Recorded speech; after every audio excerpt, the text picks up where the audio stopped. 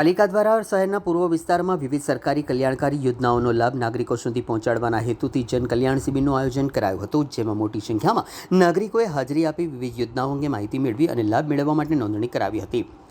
કલ્યાણ શિબિર મારફતે નાગરિકોને કેન્દ્ર અને રાજ્ય સરકારની વિવિધ જનહિતકારી યોજનાઓનો લાભ સરળતાથી મળી રહે તે માટે વિવિધ વિભાગોના સ્ટોલ ઊભા કરવામાં આવ્યા.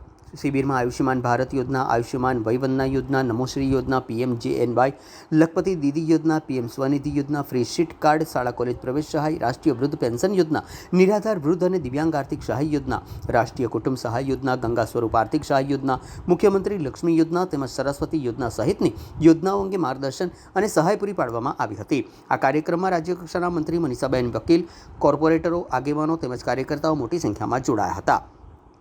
શિબિર દરમિયાન નાગરિકોના પ્રશ્નોનું નિરાકરણ લાવવા અને યોજનાઓ માટે જરૂરી પ્રક્રિયા સરળ બનાવવા માટે પણ માર્ગદર્શન આપવામાં આવ્યું હતું. આજે શહેર વિધાનસભા ખાતે અલગ અલગ યોજનાઓના લાભ મળી શકે એના માટેનું કેમ્પનું આયોજન કરવામાં આવ્યું છે વડોદરા મહાનગર દ્વારા. આપણા દેશના વડાપ્રધાન શ્રી નરેન્દ્રભાઈ મોદીજીના 12 વર્ષ પૂર્ણ થયા છે. એ નિમિત્તે વિભિન્ન કાર્યક્રમો આખા દેશમાં યોજાઈ રહ્યા છે.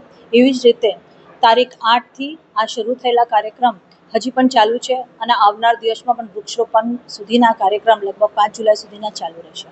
પણ આ જે કેમ્પ છે ખાસ કરીને ગરીબ વર્ગના, મધ્યમ વર્ગના લોકોને લાભ મળી શકે, સરકારની જે યોજનાઓ છે એ યોજનાઓ લોકો સુધી કેવી રીતે પહોંચી શકે એના માટે સરકાર આપના દ્વારે એ રીતનું આ અભિયાન શરૂ કરવામાં આવેલું છે. દર વર્ષે લગભગ આ કેમ્પને આયોજન થતું હોય છે.